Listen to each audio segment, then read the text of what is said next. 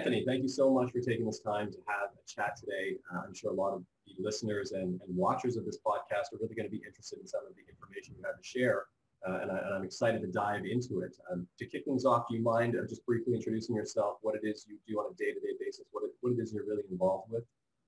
Thank you very much for having me on. It's a great pleasure talking to you. I'm from Germany, and I work as a professor in the northeastern part of Brazil, and my area is basically macroeconomics, but I'm very much linked to the Austrian school, to the Mises Institute in the United States, and the various other Mises Institutes around the world, where I also publish most of my stuff. Okay, and you're currently living in Brazil. Right.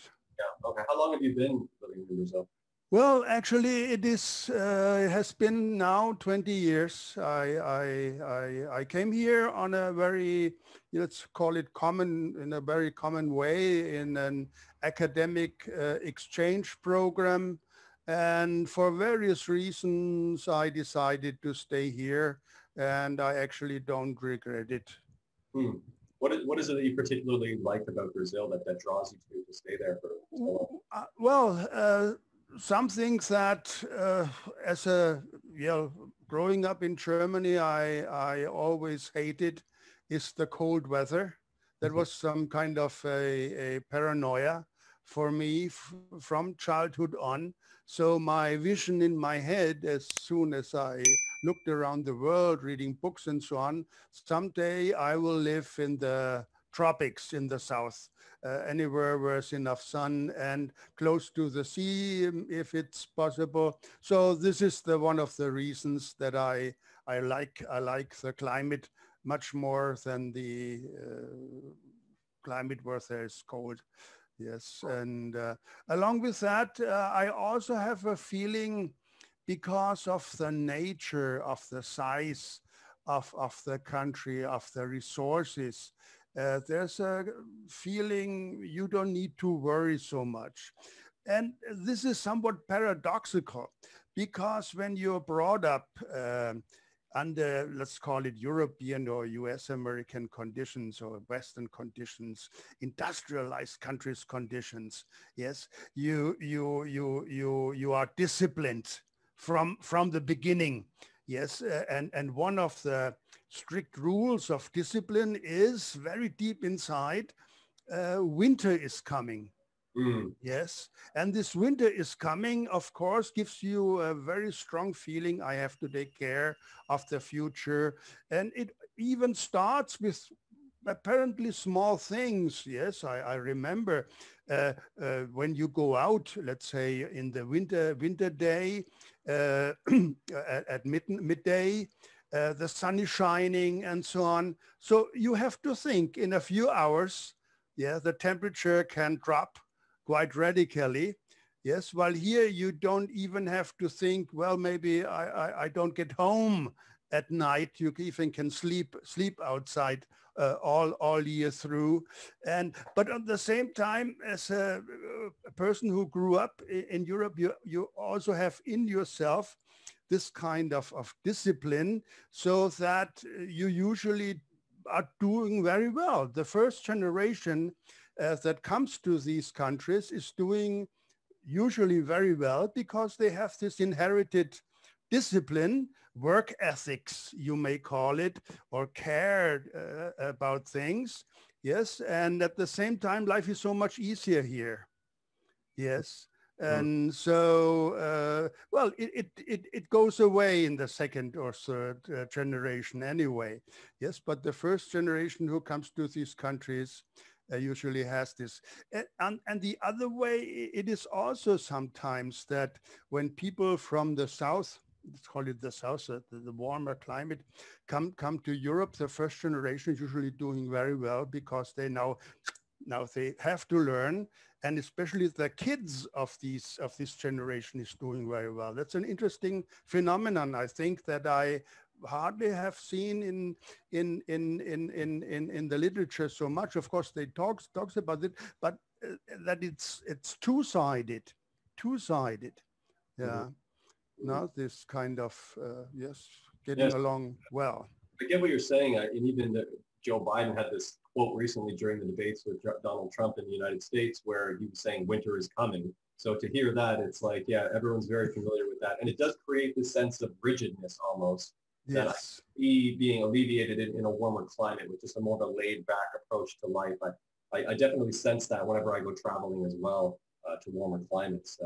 I'm actually in Canada, and it's just the exact same here. So we go through winter. It's pretty cold. And in the summer, it's this more relaxed feeling. So if that was sort of prolonged, it would be quite nice, I'm sure. I could see why you're drawn to that type of climate.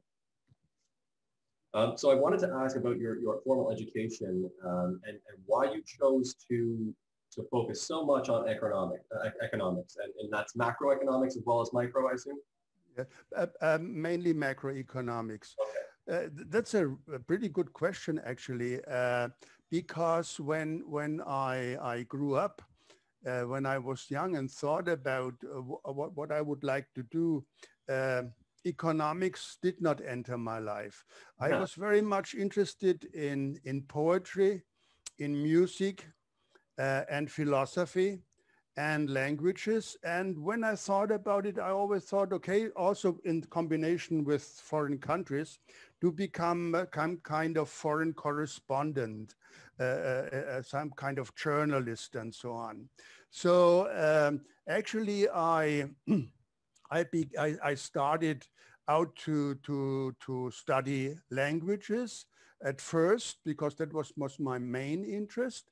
And at that time, in the early 70s, it was so easy to change subjects. It's no longer the case. So you choose something, then you decided you move to another area. And so I said, okay, maybe especially thinking about a career in journalism, it could be quite well to add law and economics to it.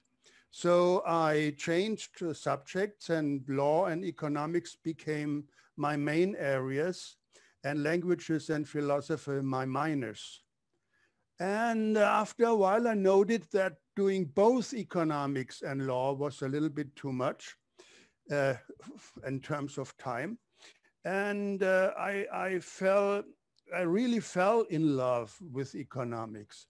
Now, I really began to like it. I had a pleasure studying it.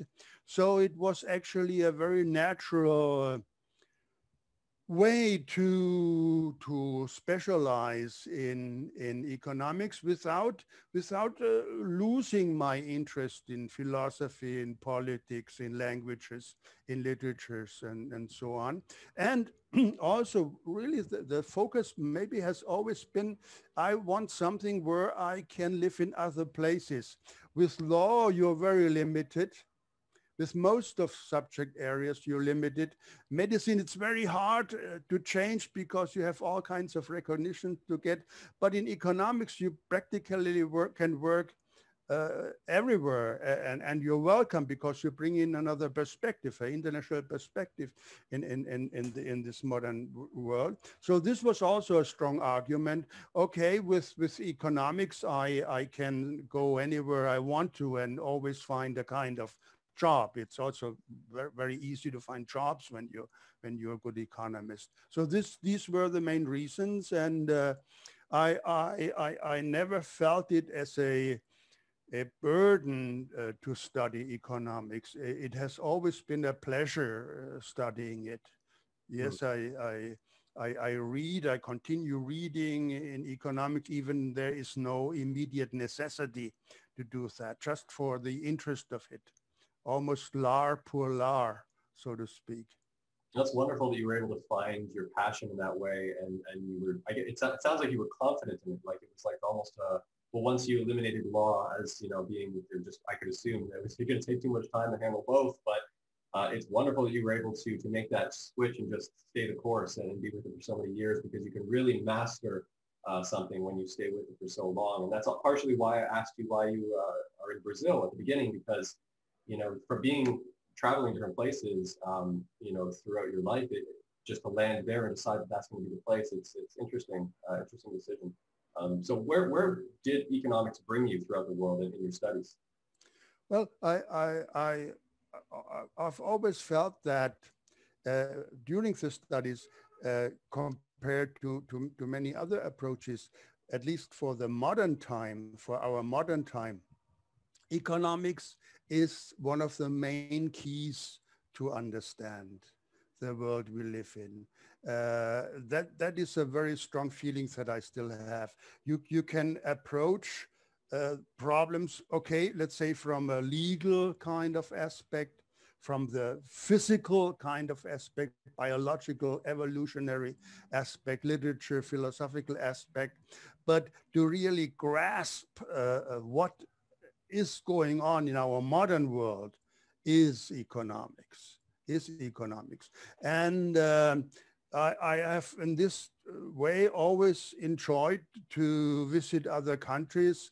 One of my very first trips without parents, that's important, that with a friend, we're hitchhiking through all of the United Kingdom. That was a great experience I had.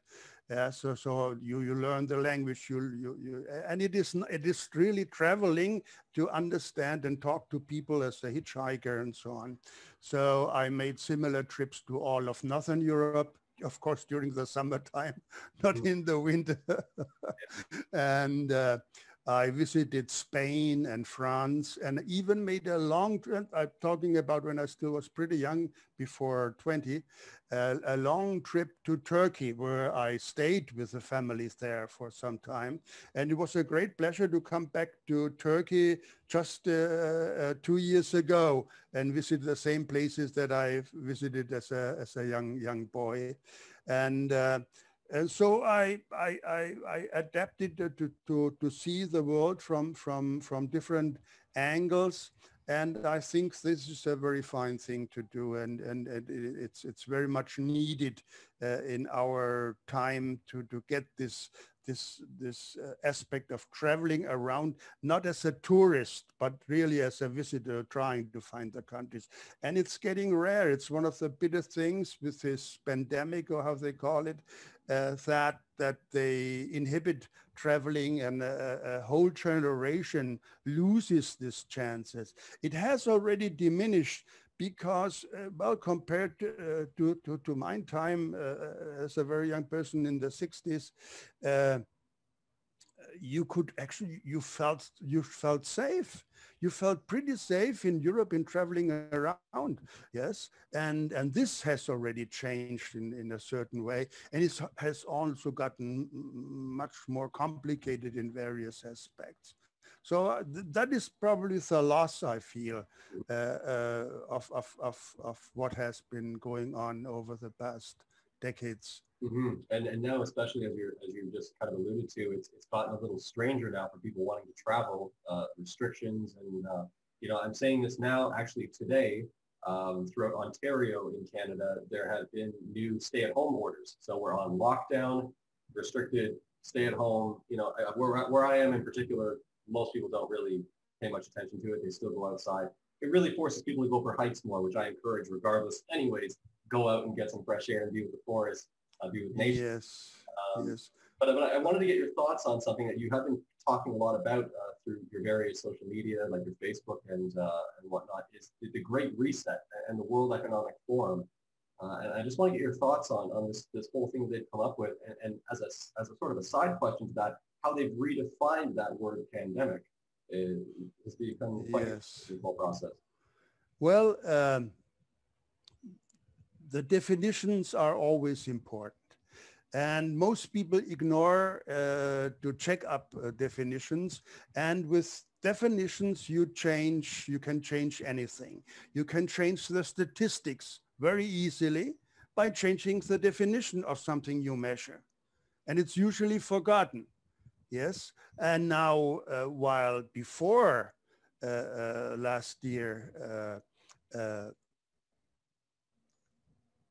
a pandemic was a worldwide health problem, which involved serious problems for the survival of people. Yeah, a virus that has deadly proportions and shows up in various parts of the world. Now, the World Health Organization, which is the organization that pronounces, that officially declares a pandemic, yeah, changed the definition. Now the serious health issues were put aside.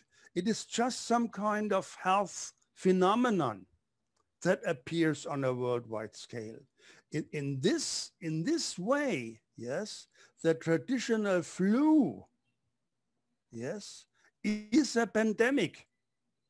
I mean, imagine that is what happened. And I can prove this word by word if you want to see the documents. A flu is now a pandemic according to the definition. Yes, and this was done. The World Health Organization declared the existence of a pandemic, and there are international treaties and accords, and according to those, the more than 100 countries that participate in that are obliged to implement certain measures. Now, one can say an avalanche has been triggered. An avalanche has been triggered because of a, I feel, wrong definition. And once these measurements have been put in place, of course, there is some kind of obligation of the authorities to go on. And if I've thought, where is the historical parallel? Yes, for that. And you can forget about the Spanish flu and all these things. These were already different. The really similar event in history was the beginning of World War I. Yeah, that all participating nations thought it was short term. In 3 weeks, maximum 3 months, we're back home again. Everybody thought we will have a great victory over the enemy, whoever that was for each other. And then they got stuck, and they did not stop for 4 years. Although everybody saw that it is an endeavor that makes no sense, absolutely no sense, that is highly destructive. And over the time, yes, anybody who said, well, people, you're doing something crazy, think about it. There will be no winner. Even those who will be declared victors thereafter are losers. Stop the craziness. We're persecuted. Yes, and you have similar situation now. Yes, and it is getting ever more crazier. One can obviously say that countries from Spain to Canada, yes, very different countries, are destroying their economies, are destroying the livelihood of many people, are destroying the way how people communicate, how they're used to communicate, yeah, are destroying the future of the young people who don't learn this important feature of social relations and so on. Yeah, and it is an absolute catastrophe that has been made by the politicians, by the leadership, by the governments, in a similar way as it had happened in a very crazy form in the First World War. And of course, one can also ask, this is a problematic question, just a question, yes, who is the winner? Now, who was the winner of the First World War? None of the European countries. Yes, it was the emergence of a new power, the United States. Now, it is easy to see when all of Europe destroys itself, when Canada, the United States destroyed itself, who will be the winner? It is also obviously to say, yes. And it's so crazy, so absurd, yes, that it's really so absurd that the so-called authorities have to, please don't talk about it. You cannot say that, because just saying that would make make it obvious how crazy, how absurd, yeah, the situation really is. Yeah, I feel like the ones that benefit from these type of things are it brings me to who's setting up the World Health Organization, who's setting up the United Nations and the World Economic Forum, who is backing these organizations, who's funding them? Because it seems to me like they're the ones in often cases that are reaping the benefits of, and it gets right into war, and you have this war machine that just kind of produces money. It gets really strips from the poor and gives to the rich. It just creates this bigger divide. I think they're the ones that are winning, really. Those organizations that are funding and backing some of these global organizations. And then meanwhile, the individual countries and their citizens are kind of suffering from it. Now, it comes down to the politicians, as you said. It seems like a lot of them are involved or padding their pockets perhaps in the process. But it seems very strange to me. And even I'm coming from someone who's going through this right now with this stay-at-home order, that all of a sudden, out of nowhere, out of the blue, it's like some new order command has come through. And I got an emergency text message on my phone that we get throughout the province. And it only comes in on the emergency line. And it says there is a stay-at-home order by law. And for that, you know, I look at it and I kind of chuckle because I take this whole thing as a silly game, a silly joke. And I think it's something that humanity will evolve out of and come out of stronger in the end. Either through a rising global awareness to these things, because that's all that I feel a lot of people are becoming more aware of what's going on. But what are your thoughts in terms of how people will get through this, economically speaking, and especially because they keep pumping so much stimulus and driving up the debt so much? I just want to get your take on it as an economist. Well, unfortunately, I'm less optimistic. I wished it would be this way, that these problems create more awareness. But just to get back once again to my parallel with the First World War, the First World War was so absolutely crazy that they had to find a peace treaty that was even worse, and that was the basis to have the Second World War. So instead of learning, instead of getting inside that what they had done was so crazy that they did something even crazier still just to hide how absurd their action was in the past. And I fear similar things are gonna happen after this type of crisis, which will probably last several years. It was promised should be over in 3 months in March 2000. And now we are in 2001, a year later, more than a year later, and it's still going on. And they have these stricter quarantines and other absurd measures.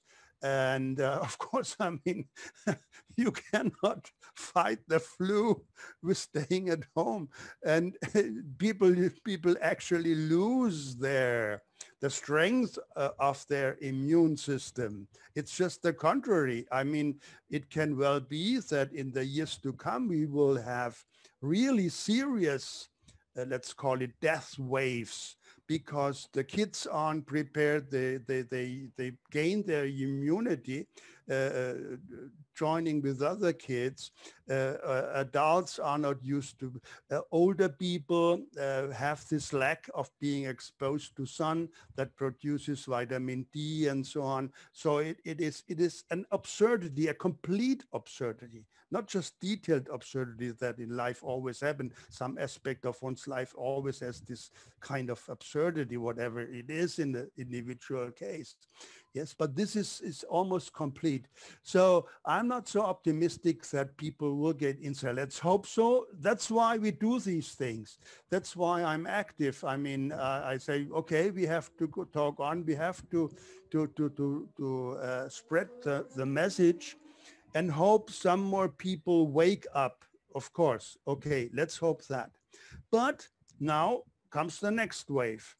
And this next wave is because first, governments destroyed the economy, brought down the economy, yes, yeah, brought the horse that drags the cart to the ground.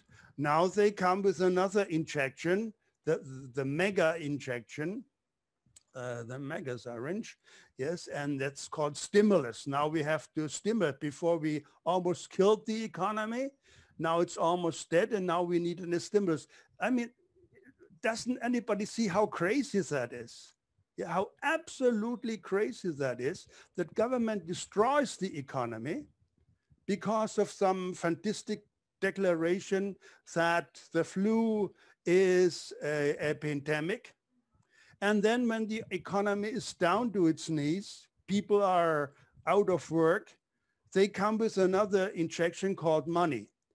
Now, of course, money is a certain stimulus. It is liquidity in the same thing that some alcoholic beverages can be called liquidity. Yes, they stimulus for a night or so, but that's about it. It is not a solid recovery. And this will happen. So what we probably see is that in Europe, they're doing the same as in the US. They're preparing huge government stimulus programs that will have a short-lived effect and will be celebrated, yes. And then after a while, they will note it doesn't work anymore. Now, craziness produces craziness. Now, instead of saying, well, maybe this is the wrong policy, they say, no, we must go on with the stimulus. The old stimulus is coming to an end. We have to have the next stimulus. So they're running from stimulus to stimulus. Yes, and it's always the same. It's a little move upward and down again, move upward, move down again. And in the end, the economy weakens. Yeah, ever more, the structural basis of the economy crumbles. And one can see that already, that over the past decades, on a smaller scale, these injection policies have been going on, that the level of productivity has been sinking and sinking and sinking.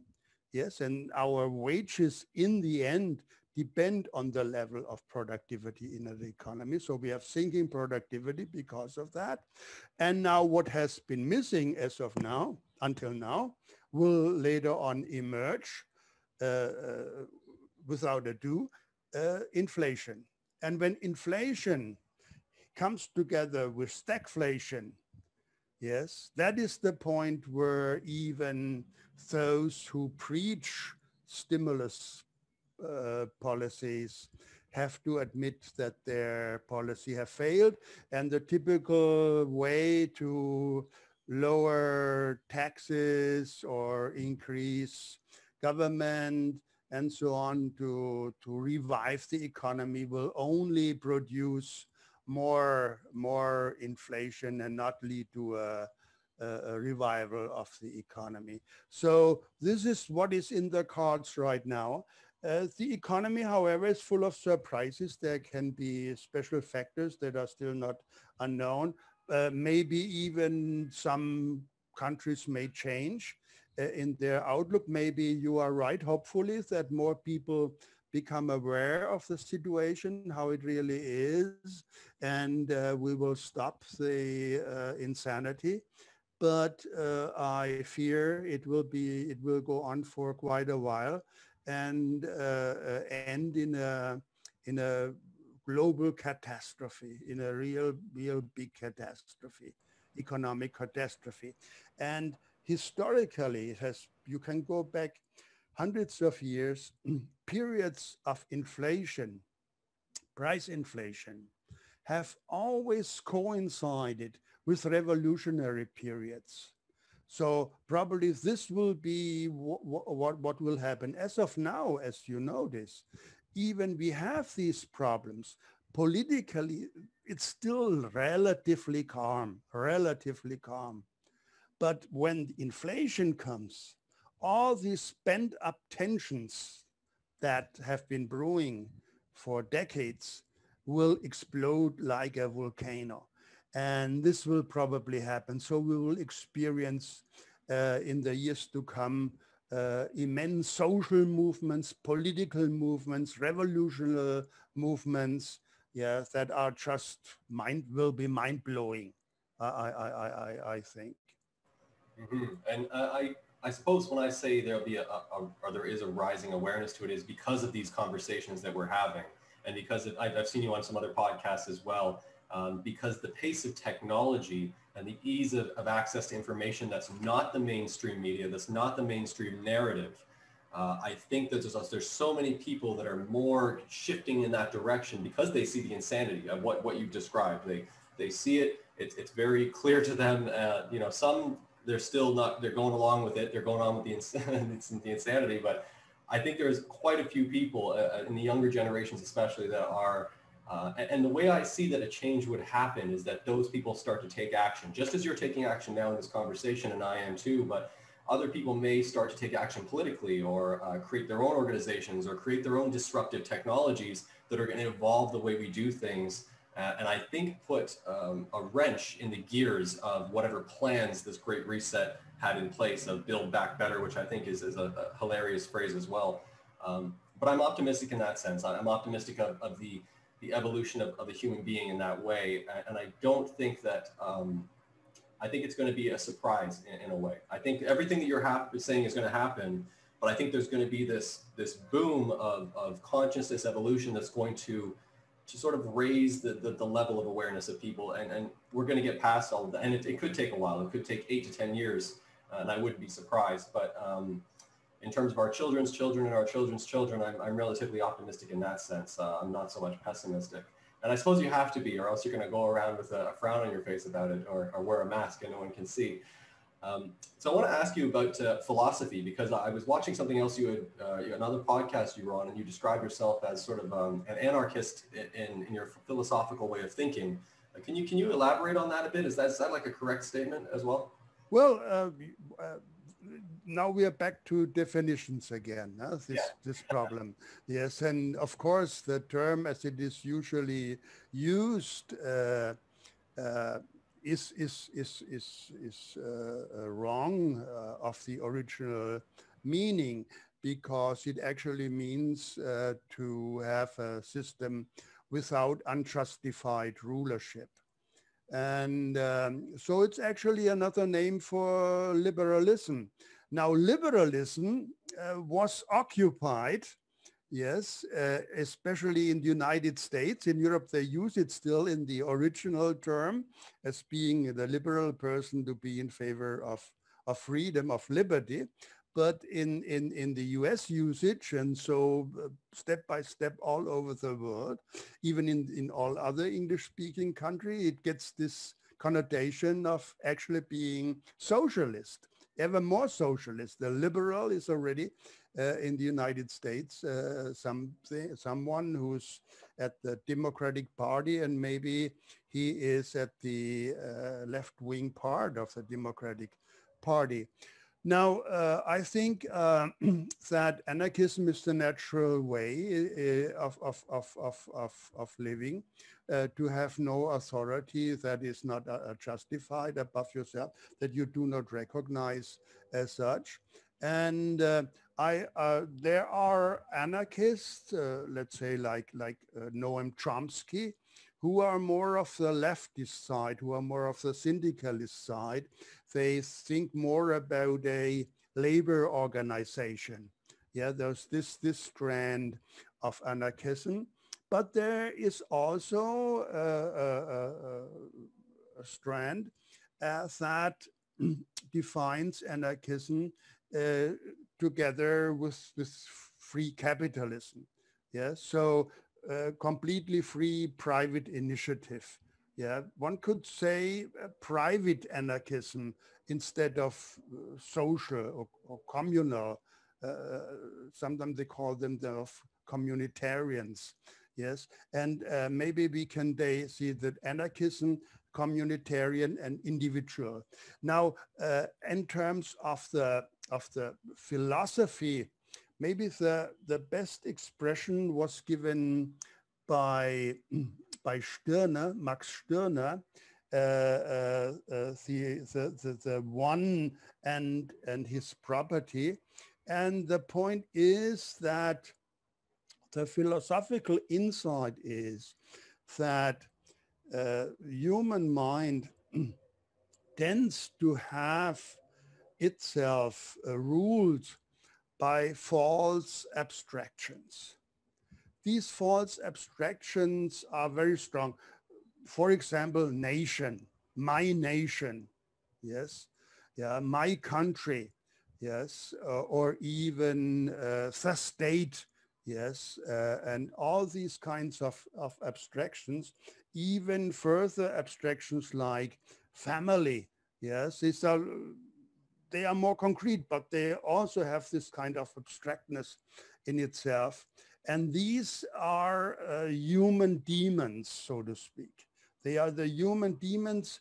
When one begins to think in these categories, yeah, like I have a duty for my state, or I must die for my country, yes, you're trapped, yes, you become a slave, yes, and this really starts already on the level of the family. When you put the family above yourself, I say, okay, I have to sacrifice myself for the family. It's just the first step to think I have to sacrifice myself for my country.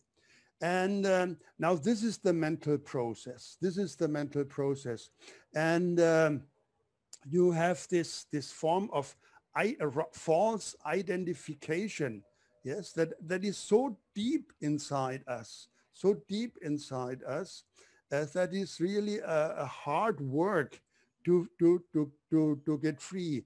Actually, as in this sense, anarchism would mean people that act fully aware of their individuality, and from their individuality, they are highly cooperative. Yes, this is a strong point. Yes, that this way, do I cooperate? Yes, or do I submit? No? And we have many anarchistic islands even in our modern society. Yes. So, for example, as we have been talking about my childhood and youth, when I grew up, yes, we had no cell phone, only a few television sets around, and so on. Not in every household. Yes, but we made self-organization of our football games, of our soccer games, for example, without a referee, without trainers. We had our own rule. Yeah, offside did not exist. It was too complicated to regulate. So you always had a lot of goals and so on. Yes, and one came together and it worked. I mean, it is what Hayek has called spontaneous order, And but on the other side, you still had and still have everywhere this strong presence of the state and the belief in the state. Yes, people believed some only 200 years or so ago, and in some countries even less, that a country to maintain itself, society to maintain itself, needs a monarch. Yes, and up to recent times, they thought this monarch had to be almost dictatorial rights to maintain. And democracy was a very bad word. It was very dangerous. Democrats were dangerous people in the 19th century still in most parts of Europe. Now, political thoughts have an evolution. And so the great problem for let's say our time is the following, and this is very serious. The power, the potential of power at the level of what we call a state has become immense. I mean, it has become clear with the nuclear devices already. Yes, that has been a lot talked about. But now in this crisis, we see that just a few men and women at the top, yes, can really, with so-called democratic means, in a democratic society with legalized means, yeah, terrorize easily, and I would call it a terrorization, yeah, all of the population. I mean, this in fact, the absolute king of the 18th or 19th century, or 18th century basically, could not do, that now so-called democratic governments can do. In other words, government, state, politics have become immensely dangerous for life and liberty. They are dangerous institutions.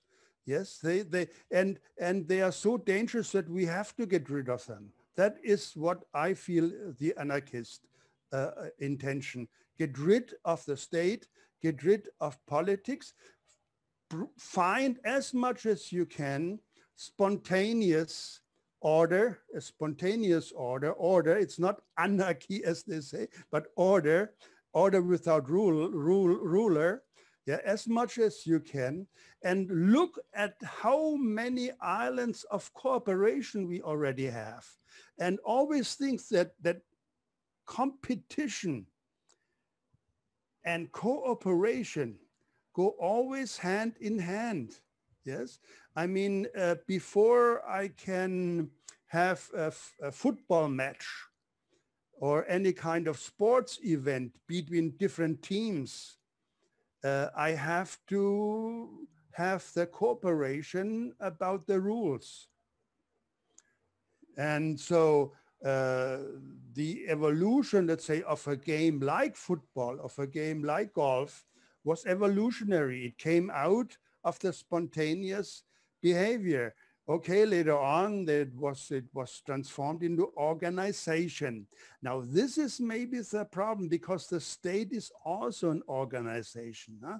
How to get more back to the spontaneous organization and leave the spontaneous order and leave the organization more to the sides. And this would also involve smaller companies. The big companies, as you mentioned, that are now the power holders, yes, they thrive on organization. The modern state thrives on organization. Yes, that's the power of organization. And this is anti-anarchistic. Organization is anti-anarchistic. Organization is hierarchical, it's command order. Yes, it's not spontaneous order, it's not cooperative.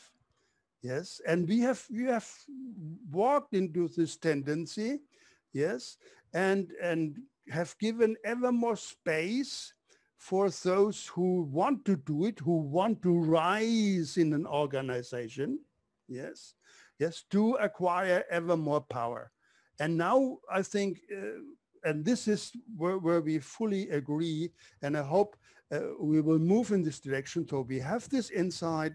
Yes, there will be conflicts, but from these conflicts will emerge a new way of thinking. And my hope is that it will go more in the direction of spontaneous order, of an anarchistic order. Yeah, I will stick to the word order to distinguish this from disorder, and differentiate it especially as different from organization. And I think it has to do in large part with people not being subservient to I noticed in one of your Facebook posts, you use the term omnipotent state, which is yes, the state that can do all, heal all, cure all, has the answer, everything is solved. And then it gives that person this false sense of security where they can give away their free liberty, their free will. And they just start to kind of herd around like sheep and I think this is something that people are waking up from, but as you said, and as I agree to as well, I think it's going to take some time. but these conversations are really wonderful to have for that reason. So I wanted to get your closing thoughts on where you do think things will go for humanity, given the situation and given how active you've been in terms of creating content with other podcasts and with your posts and your articles. Do you think that, do you feel that we're going to kind of come out of this in a way that allows people to go in the more in the direction you just described with order, but not so much hierarchical order? How would you see that coming to be is really my question.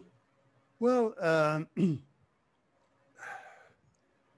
the way history works is very strange, as we know. When you study history, it is full of turns and setbacks. And after all, nevertheless, there seems to be a kind of moving forward. And I would say that maybe even under our present conditions, as we at least in this specific period, we have a higher standard of living and more opportunity to express ourselves. And so we also have, while the state has had this immense empowerment, we always see, especially since the internet, yes, also an individual empowerment as a countervailing power. So in this respect, the whole situation has also the parallel to the age of Reformation. The age of Reformation probably would never have been would never have happened without the invention of the printing press with movable types. Yes, this was the internet at that time. Suddenly, even people who were very far off from any kind of knowledge and were dependent on the individual, typically a priest in the village for all knowledge, yes, now had suddenly the access to different kinds of thoughts, and also people who were the only way to become, let's call it intellectual, before the Reformation was in Europe to become a member of the church. Now suddenly it opened the path for the secular intellectual, for types like Voltaire, for example. Yes, and so we have had also that at that time you had absolutism, the highest degree of power, maybe in Louis XIV. Yes, and on the other hand, you had this new individual intellectual movement because of the printing press that they hardly could control. They tried to control it. In some countries they did, but those countries that did achieve in controlling the so-called mass media at that time fell behind economically. That was the interesting stuff. Yes, so in parts of the Near East, what was then the Ottoman Empire, they achieved to prohibit the printing press, while in Western Europe they did not achieve it because we were splintered. Europeans were splintered. There were different counties, different states, and so on. You did not have a central power. That was the luck of Europe. Yes, to have a flourishing intellectual life that China did not have because it was under one rule. Yes, and the Ottoman Empire did not have because it was under a centralized rule. So decentralization is very important. And now is the interesting point, because as you mentioned, these groups that maybe are behind what is happening now, yes, they want a world government. They want a centralized state. Yes, they want that the European Union gets ever more like a state and centralized and has a strong top. They want to create a NAFTA or something like that, where it is under one, at least economically, and a NATO system and a United Nations and a UNESCO. Yes, all these elements where they can control. Nowadays, of course, at the global level. You have to do it at the global level. Now, I see more and more that one also has to fight these tendencies of this centralization that comes along under very, very humanistic deceit. Yeah, UNESCO, education, technological progress. But when you look closer into what they are up to, it is terrible. It is horrible. And the same thing when it comes to the UN and some of these other yes. health organization. And if you look into even the individual members of these organizations and their backgrounds, when you go into that, it gets pretty exactly. It's getting scary. It's getting scary. Their parents' backgrounds, you know, and yes. their grandparents' backgrounds. It gets exactly. Yes. Not to name any names in particular, but if someone just does a little bit of research and goes a little bit deeper on this stuff, you can find a long trail of you know, even when it comes to human eugenics. It's pretty obvious, yeah. in fact. Well, thank you for taking this time to have this chat today, Anthony. I really appreciate it. And maybe we can do it again sometime in the future and touch base. Hopefully things are a little bit better. Okay, let's hope so. Yes, basically, yeah. I preach pessimism for people to get optimistic. So bad it can't be. Yeah. Let's hope so. Let's go on. Yeah, be constructive. Is there any way someone can visit your website or your any social media pages? Yeah, my stuff is at Continental Economics. www.continentaleconomics.com, my website where I usually post my stuff. Thanks a lot. And I'll include all of that information as well. Yes. We'll have Up to date, publications and so on. I really appreciate it. Okay, and links. Thanks a lot. It's been a pleasure. Bye-bye. Bye-bye.